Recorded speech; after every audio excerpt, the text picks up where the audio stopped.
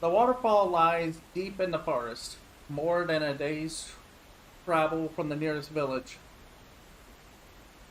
It is said to be a holy place, in search of the divine amid the towering peaks.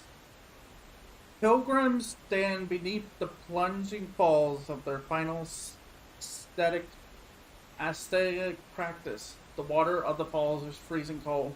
All it takes is a momentary lapse of concentration and the person is hammered down by rushing water. Stones of Heaven. The pilgrims call this waterfall the Stones of Heaven. Heaven is testing their mental and physical strength, they say, by hurling an endless stream of stones down upon them, form of the powerful waterfall. And the stones have a mysterious power, a former pilgrim says. Dekai. With a pained smile, he himself failed in this final odyssey. He has. Different stones of heaven fall on each person. It's as if they could see into your heart. What do you mean? The burden you bore and the dreams you dreamed, and the secular world appears to you one after another. In his case, he says, what came to him first were the voices of women. The water plunging down into the basin of the falls began to sound like women's voices. Sweet voices whispering in my ear, voices sobbing, voices moaning in a lover's embrace. An incredible variety. For better or worse, I knew every single one of them. Some I was thrilled to hear again, while others I hated remembering. Meaning, you've gotten yourself in a lot of trouble involving women. I have indeed. Not to boast or anything, but that was one battlefield I knew better than anyone. I survived. But I made a lot of women cry, and there were a lot of them I loved. My whole purpose in undertaking the austerities was to put that life behind me, but the stones of heaven know what they're doing. In the final test, they go after your greatest weakness. If you waver the slightest bit, you've had it. The water slams you down, and your austerities are over. He's a stick of kindling into the campfire, and I'm not the only one, he continues. One fellow heard the voice of the mother he hadn't seen since he was a little boy. Another heard the voice of his dead child. Is it always voices? I wish it were. If you hold up through the voices, the waterfall mist starts changing into the shape of people. You might see somebody who you hated so much in a secular world that you wanted to kill him, or there might be some loan shark you had to go into hiding to get away from. One little flinch, when you're done for. This particular can be performed only once. There are no second chances. Someone who has preserved for a whole day and night, but who fails in the end has no choice but to return to the secular world in defeat. As this man did. Not that it was easy for me to get on my feet again, once I was back there either. No, Anne chuckles and calls out to a young pilgrim, or more precisely to a young man who was a pilgrim until a few moments ago, who has just now dragged himself up to the lip of the basin in utter dejection. Hey, young fella. The campfire's over here. I got liquor to warm you.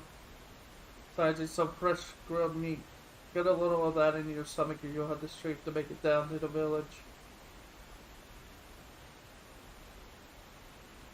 The man now makes his living as master of the tea house by the waterfall. Of course, pilgrims undergo an honor carry no money with them, but the man is not expecting to become rich doing this work. For bodies chilled by long hours of pounding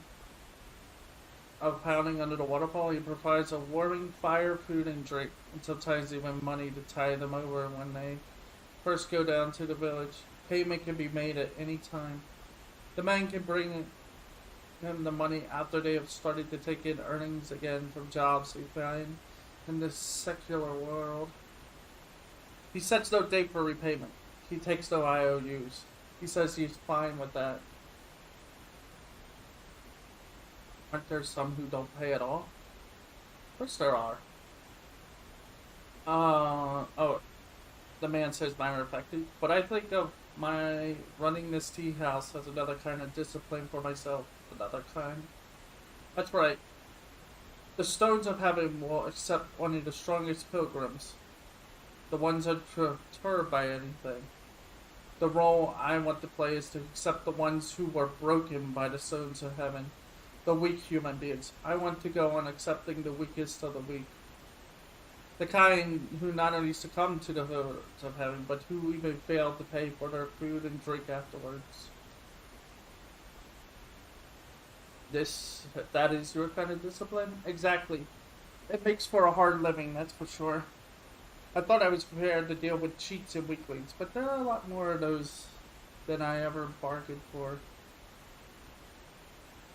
He declared with a heart, but then he quickly turns here and said, to tell you the truth, I think of this less as a form of discipline than as a way to get even. Get even with whom? With those gods or whatever they are that keep hurling down their stones of heaven. Human beings are weak, shockingly so, in the eyes of a god. But I think, and this is not just because of what happened to me, that being weak is the best thing about being human beings. Weakness can make us cunning. It can also make us kind. Weakness can torment us, but it can just as easily be our salvation.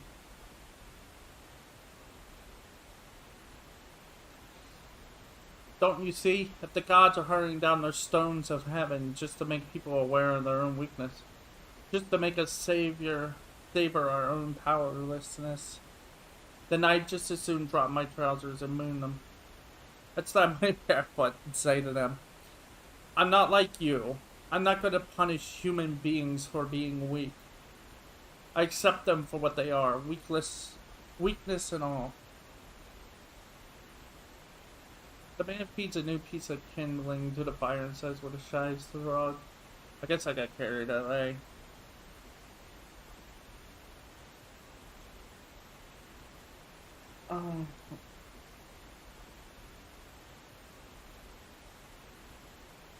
Tell me though, the man goes on.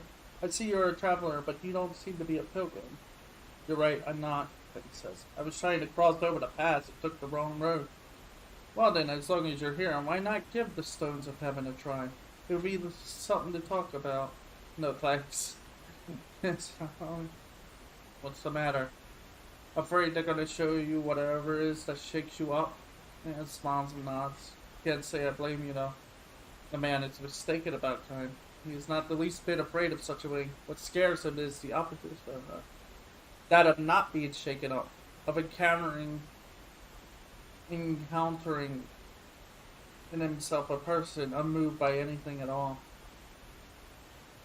Anyway, it would be suicide to jump into the waterfall without preparation. How's that? It's freezing cold for one thing. There's even colder water bubbling up from a spring in the basin. Even the most well-concentrated, conditioned person has to be careful and take time to accustom himself to low temperatures. If you go in all at once, it can stop your heart. Looks his chin in the direction of the falls to say, look at them. Two new pilgrims preparing themselves for the challenge of the stones of heaven. The men appear to be brothers. The other one kneels at the edge of the basin, splashing himself and massaging the cold water into his skin from foot to heart level. The younger brother is too impatient and he wants to jump right under the falls. The road cautions him, takes all the time he needs to accustom himself to the water's coolness. It exudes the power of one who has withstand the most rigorous training. The tea house owner says to Conway, we're in for a rare privilege. I think we're about to see the first successful attempt at one kind. You can tell, kind of. You can tell if you've spent as much time here as I have. The winner and losers are decided before the men even step onto the falls. Having completed his manager's preparations, the other brother enters the basin. Even then, the steps he takes are slow and cautious. Follows him in, kicking up a spray with every step.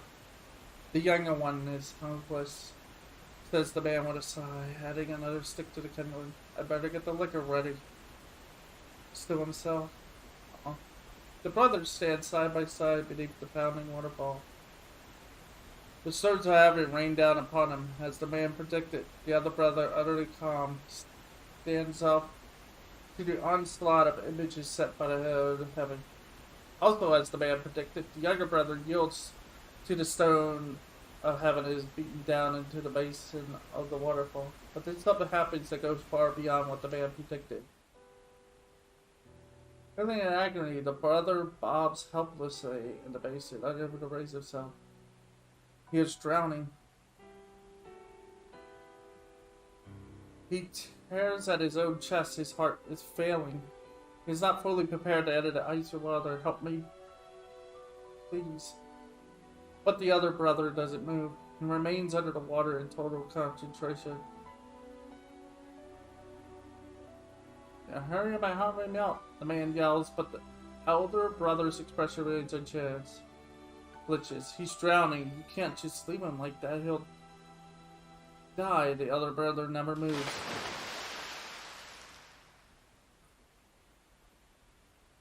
His teeth keeping his eyes clamped shut. It shows no sign of moving. This is it. This is the final test of the stones of heaven. And I have to help the brother. What? Oh, for the moment, his body hits the frigid water. The shock of it seizes his heart. Still, he reaches out towards the drowning brother, sinking beneath the surface.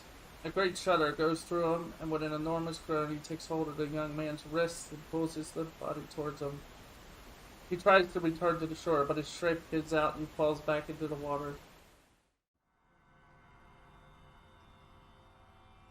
Next, it is Time's turn to dive into the basin beneath the waterfall. He takes hold of the men and drags them to the shore. The stone of heaven pour down on Kime, and he is assaulted by one vision after another.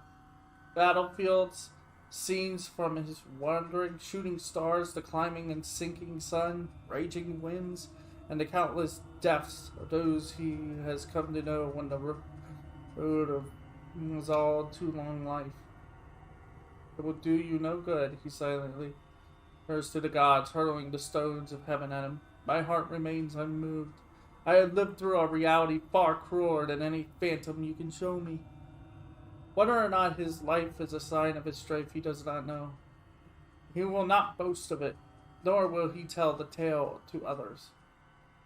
He has, however, lived it. He's certain. He has lived it through the years. Onto the shore and lays the limp bodies of the tea house master and the younger brother beside the fire. As he warms himself, he thinks, the gods who hurled the stones of heaven are inferior gods. If they could truly see everything, they would never have been foolish enough to show Kime's things from his past. For what would disturb him most of all would be the unwelcome sight of moments from his own limitless future. So he's saying that pretty much if the gods would have if they would have showed him his future instead of his past, it would have been more disturbing. Which is true. It would make more sense to show an immortal their future of what's to come and what they would have to endure. And if they were to ask him one simple question, what purpose were you born? His knees would buckle in an instant. But the gods didn't ask him that, or any of it.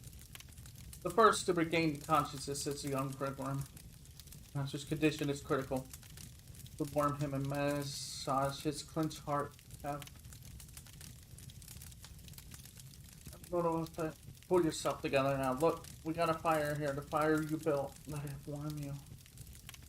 Here, until the man finally manages to force his eyes open a crack and move his purple lips. Is he alright? Yeah. Don't worry. Oh, good. Good. Pull yourself together, man. Tell me, though. Is strength the same as coldness? Never mind talking.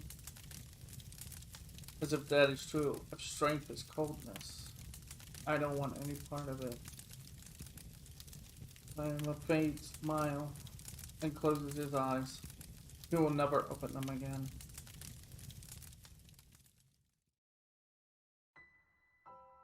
Human beings are weak and fragile. All it takes for a person to die is for a fist-sized organ to stop beating. Human kindness, on the other hand, may derive from everyone's profound awareness of the fragility of life. Fragility. My fault. That's fragility, where facing the tea house master's lifeless corpse, the young brother hangs his head and cries. This weak man, defeated by the stones of heaven, sheds heartfelt tears for the man who saved his life. His young elder brother, meanwhile, is still being pounded, while unfazed by the stones of heaven. Surely his strength will be recognized by the gods, in his aesthetic training to perfect completion. Oh, kind steins. The tear-stained face of the younger brother, beautiful in a way the stronger other elders' brothers be, and he wishes that he himself could be moved like the young man. There was an unmatched nobility in the last smile of the tea house master, who gave his life to save that of a complete stranger. Time wishes that he too could experience such feelings. And what of my own face? Living through 1,000 years of life is not strength. Yet burdened with a life he could not lose, will Chaim ever be able to change weakness into kindness? This he cannot tell. He can only live, unknowing. He can only walk on. He can only continue his journey. Chaim looks at his reflection in the basin of the waterfall. On the water's heaving surface, he sees the trembling face of a lonely wanderer.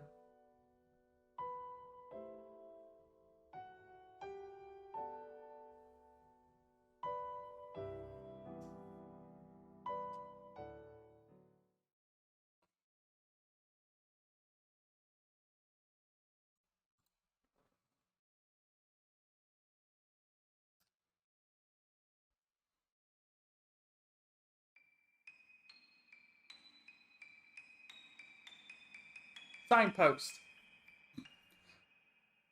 I'll be gone again soon, Henry says. It makes no difference, a life like this. She smiles with some effort, puts a gray tablet on her tongue and swallows it. Use or possession of this drug by ordinary people is prohibited by law and strictly controlled. The person taking feels as if every bone in his or her body is melting. All the anxieties and cares of life vanish as the individual wanders in the space between languor and pleasure. Why don't you take one too? Henry pulls another tablet from her leather pouch and holds it out to Chaim, who's standing by her bed. Coward, says with a grim smile when he shakes his head in silence, and then she places the second tablet on her tongue. How many pills did that make today? Chaim asked. I forget. With empty eyes, Henry stares into space and sighs. This is an addiction. A serious one. How do you feel? Yes, not bad, she says. Very happy. She gives him a smile, and is deeper and softer than her earlier smile, though maybe too deep and too soft. It appears to be a smile of ultimate bliss, but for that very reason, it is also has a frightening quality that sends chills up his spine. The drug is called Signpost. This is not its formal designation, of course. People started calling it that as a secret code word to avoid prosecution, and the term caught on. Signpost is, however, the single most appropriate name for this drug. Each pill takes the user one step further down the road, and when withdrawal symptoms strike, the person rushes to take the next pill, thereby advancing yet another step. Farther, farther, and farther, and farther. The road marked by this signpost is a soothing one, entirely free of pain or suffering. At the end of the road, however, there awaits only death. The use and possession of signposts is so strictly prohibited because it is seen as an invitation to gradual suicide. How many more pills, I wonder? Henry mutters, stretching her immaculate body full length on the bed. It is a question that Kine cannot answer. He knows only that she is nearing the end of her signpost journey. It is for this that Kine has been called to this hospital, which is a facility for people on the verge of death. I have no regrets, Henry says. None at all. This way I can die pleasantly, quietly, like going to sleep. Her empty eyes are fixed on Kine, but they seem to register nothing. I'll be fine. She reaches into the leather pouch again. You probably shouldn't do that. You are fine. Laughing weakly, and place a third signpost in her mouth. She closes her eyes. Her sunken eye sockets, her dark shadows. Kine settles himself into the chair by her bed. He waits for her to say more, but she seemed to have fallen asleep. Her breathing is calm, and a slight smile plays upon her sleeping face. The signpost seems to be working. Without the drug, hammer-like pains in her back and violent chills would prevent her from sleeping. Even worse than the physical suffering would be the fear of approaching death.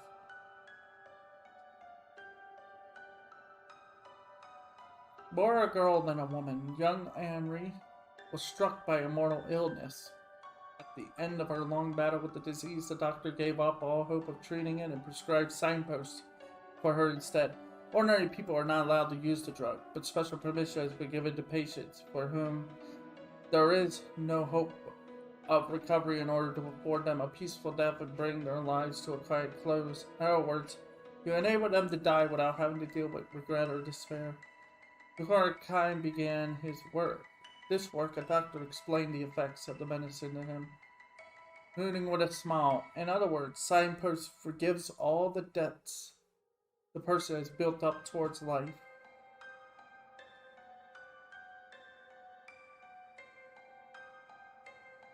Henry wakens. After she has confirmed Kine's presence at her bedside, she says, "You don't have to worry." Her eyes again smiling. "I'm fine. I think I can go just like this." So she knows there are other possibilities. In certain rare cases, signposts can have undesirable side effects. Sometimes at the very end, when the person is just beginning to slip into the abyss of death, there could be an attack of nightmares. The patient experiences a literal death and agony. Even though Signpost has provided such a wonderfully tranquil departure on the person's final journey, every last bit of tranquility can be swept away on the cusp of death. Worse still, some patients conclude their hallucinatory episode with a frenzied physical outburst. They might have barely enough strength to break until, tormented by the nightmares, they lash out violently enough to break the bed or even strangle the caregiver in attendance. Such can be the mysteries of the human body, or more so, the human heart. I would have said mind. I would have said mine there, honestly. This is why Kime is here. He has to stay on vigil by Anne-Marie's deathbed against the remote possibilities that she might be tormented by nightmares and go wild under the influence of signpost side effects. The doctor has supplied him with yet another drug. It is a poison that will kill the patient instantaneously. Time has been instructed to administer it to Anne-Marie as soon as she begins to exhibit strange behavior. Believe me, this is a humane measure, the doctor said, not murder by any means. The face of a patient who has suffered the drug side effects is truly grotesque, not something that anyone could stand to look at. A person's death should never be that excruciating. This is the final kindness to give the person a quiet, peaceful ending. Time was not entirely convinced by the doctor's rationale. Neither, however, was he able to bring himself to take issue with it. Now he could only hope that, led by her signpost, Sarah will be able to pass her final moments in peace. Some part of her inner self might be paralyzed at the moment, and her empty eyes might even never regain their former gleam. But if she is happy that way, it's nothing that anyone has the right to deny her. Waking again, Henry reaches for another soda, but drops the letter pouch. Sorry, but would you pick it up for me? This time, she no longer has the strength to even hold the pouch. Her final moments are closing in. The pouch from the floor, but when she asks him to put the tablet in her mouth, when it will become more complying, her tongue is dry and rough as sandpaper. She really must be nearing the end. Another signpost seems to be overtaken by this languorous feeling again. She moves the flesh of her cheeks in a way that has no meaning, releases a feeble sigh saying, I was just dreaming. About what? About when I was little. Everyone was there. My father, my mother, my big brother and sister, all smiling. This is not a good sign. The drug must be having a bad effect. If the signpost is working properly, she should not be dreaming, especially about her family. The more lingering attachment or regret or sadness a person retains, the more likely he or she experience side effects. This is precisely why the family is never admitted to the patient's room. The final farewells are made before the administrating signpost, and only after everything is finished do they meet again.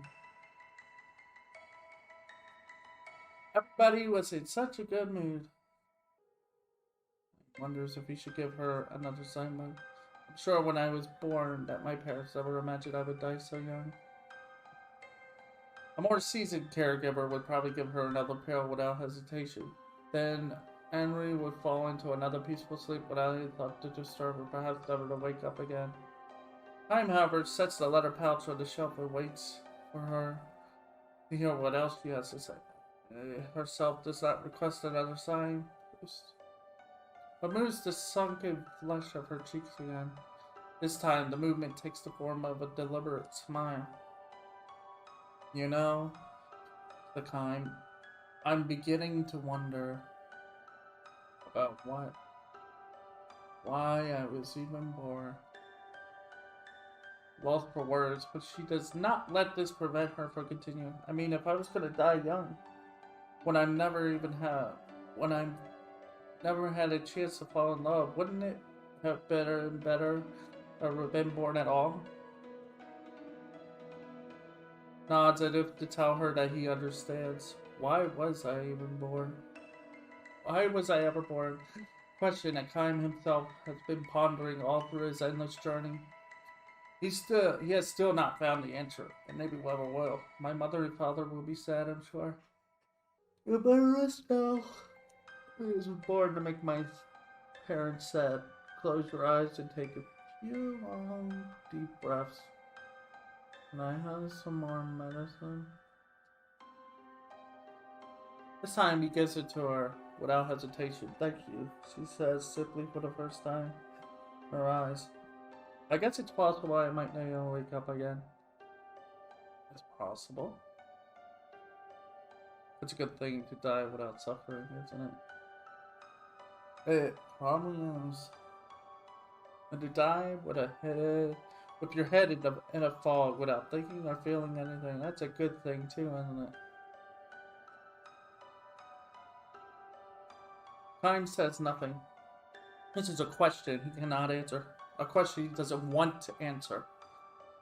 Henry falls asleep without asking him anything else. He is still sound asleep when the doctor examines her in time. She'll probably pass away before the night is out. It is late that night, close to dawn, when Henry begins to suffer.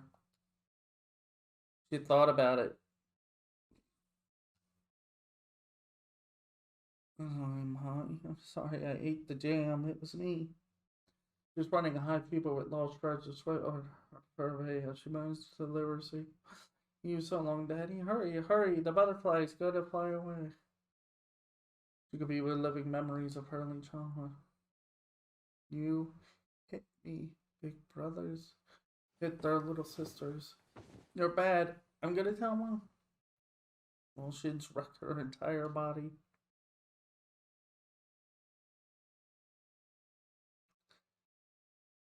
Let me in. I want to play with the big girls. It doesn't end with her delirium. She starts moving her arms as if trying to embrace family members floating above her. This is what they were afraid of. The side effects. Just take me with you, please. I don't want to stay here. Her cries mingle with tears. Hallucinations seem to have taken the place of past memories in her empty eyes. Please. We could. I'll do what you tell me, Mommy and Daddy. Take me with you. In fact, just the opposite is happening. The ones being left behind are the family who love their youngest daughter, Henry. Leave me alone. Please. You can feel her pain and sorrow. Her convulsions becoming increasingly violent. Her face contorts in agony. The doctor comes storming in. What are you doing? He shouts that kind. Put her out of her misery now. Good dude. This is what he was hired to do. The poison that will prevent her suffering anymore is within easy reach. But he takes hold of softly. However, is not the poison, but the hands that down into empty space. What are you doing? This is in direct violation of your duties. You're fired. He said so. Be quiet. Kime turns towards the fuming doctor and simply says, be quiet, please. What in the hell are you? Breaks off his shouting when he catches sight of the look on Henry's face. She is smiling. Are these my mother's hands? My father? Harsh. Feeling the strength of Kime's grasp, he leans his back, an almost indescribably happy smile on her face, tears streaming from her face. I'm here with all of you together. Only. She's have subsided and our breathing has calmed down. Like you, Henry. Smiling through her tears, she says, I know it's you. I'm speaking for all of us. For me, your mother, your brother, your sister, when I thank you. Right.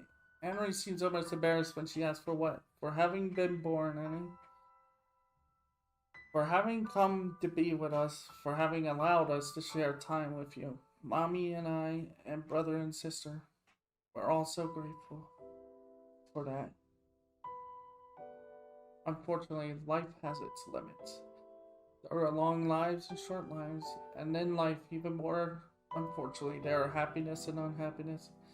There are happy lives and unhappy lives. For all of this, however, for the chance to be alive in the world, for the chance of having lived life in this world, it's the only thing to say is thank you.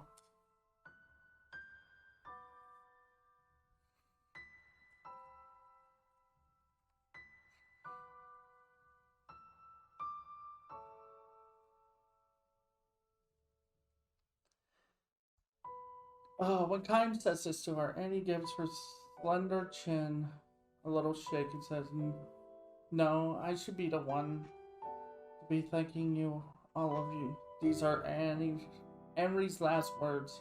The look on her face in death, following the torment of the drug-induced nightmares, is neither tranquil nor peaceful.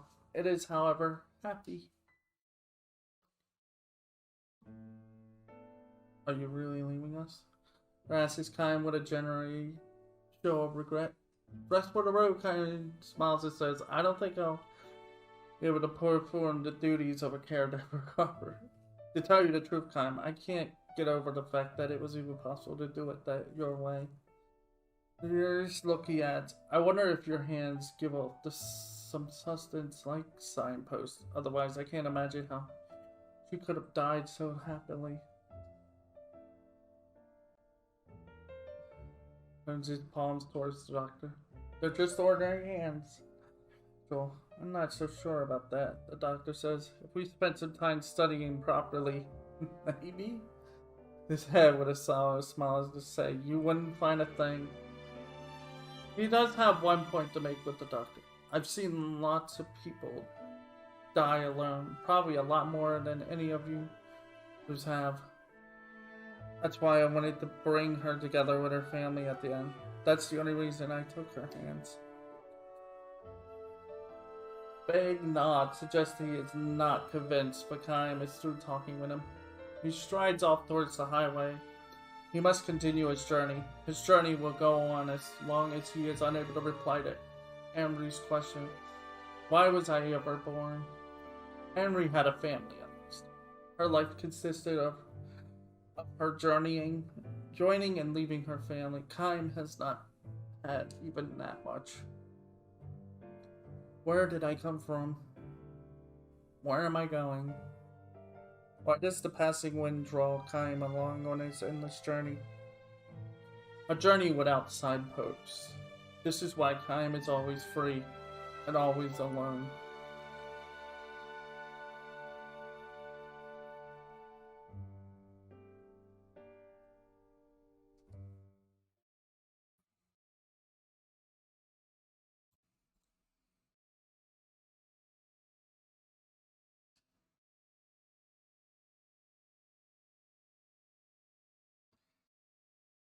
Beyond the wall. The wall is being demolished. Sledgehammers resound on both sides. The wall marked the natural border for decades until yesterday. Border might not be the right word, however. Originally, both sides were part of a single nation. The country became divided, owing to differences in ideology. And the two sides remained so mutually antagonistic antagonistic that a high, thick wall had to be built.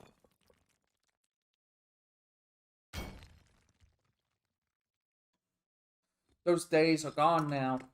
A year ago, the leaders of the two sides shook hands in a historic reconciliation. Today, after much preparation and coordination, the wall that symbolized the two sides' antagonism is being demolished. The sound of hammering signals the end of opposition and extols the beginning of peace. Come on, give me a break, says Yukuno, spitting on the ground and glaring at the backs of the people swarming at the wall. Look at them, smiling like idiots. I can't believe it. Glances at Kime, decided as if to say, right. His still boyish face wears a scowl of disgust. Oh, Kime, you've been to a lot of different countries and seen all kinds of people. Can people just take years of hatred like that and throw it all out the window? It gives him a sour smile instead of replying. Yaguno is a young man, the first person that Kime became friends with shortly after he arrived in this border town. He was pleasant enough except for his stubborn hatred of people from the other side. Lousy handshake and I'm out of a job. I mean, really? Give me a break. I used to be a border guard. In other words, one of the men decided to keep watch on the wall. He had volunteered, eager to kill anyone who dared to come over the wall from the other side. Superiors had permitted it. He would have gladly crossed over and attacked the other side rather than waiting to fend off an invasion. As a mandatory part of the reconciliation, however, the border guards were disbanded, unlike his brothers in arms who quickly started new lives for themselves. Was left behind by the changing times. How many times can people be allowed to just slog off their resentment so easily? Do they just not give a damn? Time does not respond to this.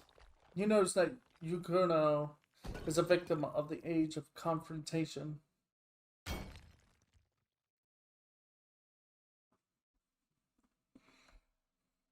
Still a young man. A boy, even. Yuguno has been thoroughly conditioned since childhood to view the other side as the enemy.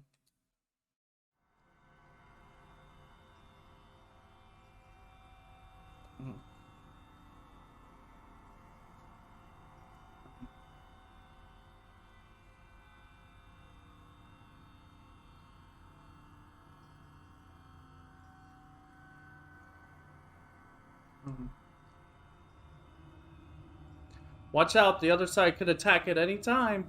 Watch out, the other side are all cruel, cold-hearted villains. Watch out, if the other side ever invaded us and occupied our towns, they burned down our houses, steal our property, kill our men, and assault our women. Jeez. Watch out.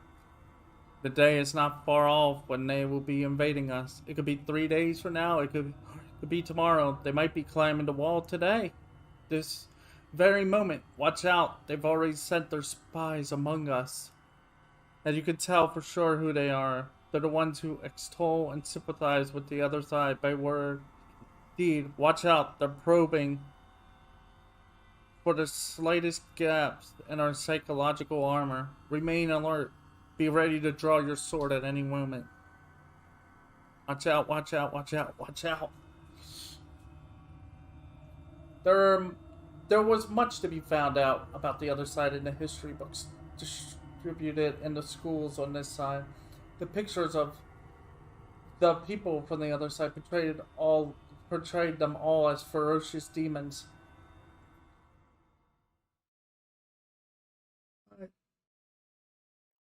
Oh, it's a bigger... I'm not the only one, you know. All of us were taught the same thing. So how come everybody but me is so happy about the wall coming down? Yukuno asks, looking utterly bewildered by these new developments. Again and again he repeats his disbelief. Finally, Kaim cannot but respond to him.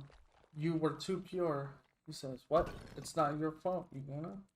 It's the ones who filled your pure, honest heart with hatred. Second now, Kaim. The animals who live on the other side of the wall are the ones who did that to me. The horrible things they do. Kaim cuts him short. Have you ever done anything? Have they ever done anything horrible to you?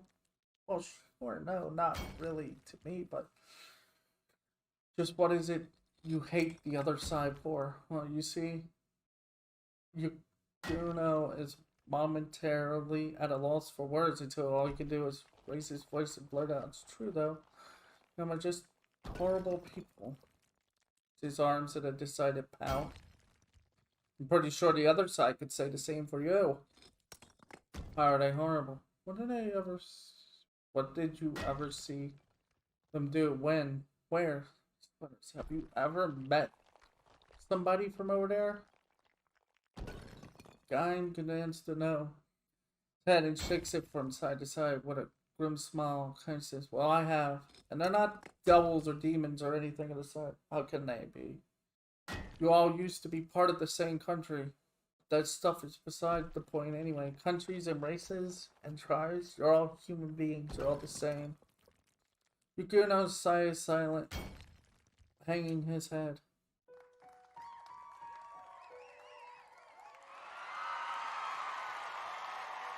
Tears are up at the wall. The wall has been separated. The two worlds for decades have now been broken through. Representatives from this side and the other side walk through the opening, greet each other with smiles and firm handshakes and embrace. The cheers grow louder, and people, mostly members of the younger generation, gather in circles here and there, expressing their joy. Down in his own shadow, and ask him, so what should I do now? All I ever done is hate. All I have known how to do is hate them.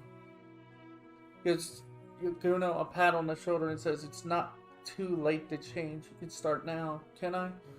You can, I'm sure of it. Time is sure because he knows what it was like when both sides were a single country. It was a kindly nation, by no means rich. It was yet a happy country of compassionate people. I'm telling you, people can change. If you say so, look over there. Look at those people enjoying themselves. Hesitate. Yuguno raises his head. Around the wall, a celebration is beginning. Young people are dancing, singing, toasting each other, engaging in conversation. And all of them used to be companions of Yuguno's who received the same education he did. No doubt the young people on the other side were similarly educated to hate. What do you see over there? Diamonds? Devils? Head and lets the tightness out of his shoulders. I'm beginning to wonder, Kyle. Why until now I've been so... Him on the shoulder again to signal he understands. People can change, he says. They can change from hating to loving, and from loving to hating. Yes, time knows about that as well. He saw how such a wonderfully unified country was divided in two at the end of a violent civil war. Don't change anymore, Kaim says. Not just you, Yuguno, but to all the smiling young people. A young girl hesitantly approaches Yuguno. She is from the other side. She holds a plate full of cookies. Have some if you like, she says. I baked them this morning. These are heart-shaped. Urged on by the smiling Kai, Yuguno reaches out for a cookie, his face bright red. Thanks, he says shyly and takes a bite of his cookie. Good? She asks. Yuguno turns a deeper shade of red and says delicious. White birds are cut across the blue sky from the other side to this side, from this side to the other side. The birds sail through the sky almost joyfully as if to tell the people below. In the beginning, there were no borders.